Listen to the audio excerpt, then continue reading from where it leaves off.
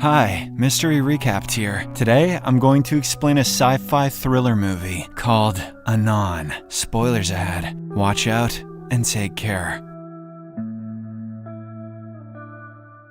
The film begins as Sal Frieland, a detective with the Metropolitan Police Force, heads to work. He lives in a dystopian society where technological advancement has made privacy obsolete. It is a government rule that every citizen must have an implant in their eyes that records everything they see. The implant also provides an augmented reality head-up display to the user. It shows info about any person or product the user may see throughout the day. Those who have to review all of this footage are surely traumatized from day one. In this world, criminal investigations rely on detectives who review the recorded video of the crime.